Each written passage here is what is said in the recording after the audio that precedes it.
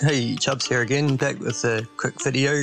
I've been doing a bit of an experiment in 3D software, just trying to figure out how perspective works, particularly the perspective of the sun and the moon, and trying to find out myself if the flat earth model actually works. I'll also be comparing it with the globe earth model to see which works best. It seems like a pretty big stretch that the moon is setting, or the sun is setting below the horizon due to perspective. Like, if that was the case, the moon and the sun would have to get minute compared to the size we usually see it up in the sky, because it's such a long way away from us. And then they say that it just disappears and goes behind the horizon. And yeah, it seems like a bit of a stretch, but I think I've devised a 3D model which can help us see if this is possible. Okay, here's a top-down view of the scene that I've made. What you're seeing here is a camera placed just on the shore of a little bay. You can call this a hill up here or whatever. Not a very high one, but I just put it there to make some sort of a horizon, like a false horizon. Now that's a target camera, so I put the target right below where the moon is here. The target stays still, but the moon moves on a straight trajectory, as you can see, basically above the viewer's head. When I zoom down to the level of sight for the camera, our guy on the shore, it looks like a real scene, so here it is rendered. Let's have a look at this animation.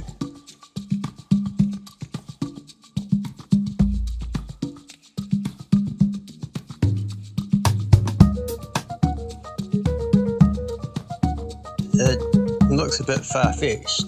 Surely the moon doesn't get that small in the sky. So let's see if we can find some real footage to compare that to. I've made another model in 3D software of the globe model. This time there's a camera just on the surface of the Earth, and we're just looking at the sun rising over the horizon and going out of view of the camera. Obviously the sun doesn't change in size to any perceptible degree in the sky, as being 93 million miles away and 1 million miles wide, and the Earth only about 6,000 miles wide. The Earth turning does not make a difference. It only moves the viewer a maximum of 3,000 miles closer to the sun. During the daytime, that is, where the sun is actually visible in the sky. So let's see if we can find some real footage to compare that to.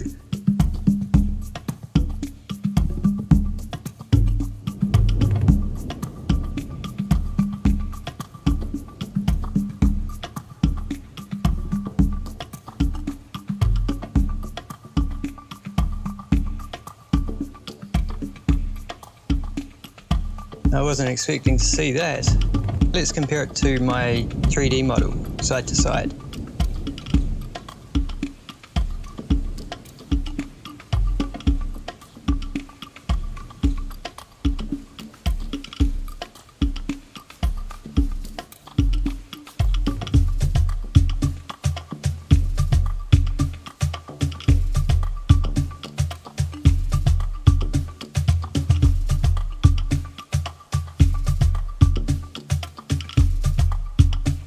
Wow, so after seeing that, it seems pretty obvious which model our reality actually fits best. And it's not the globe model we've been taught for 500 years, and wow, all our lives.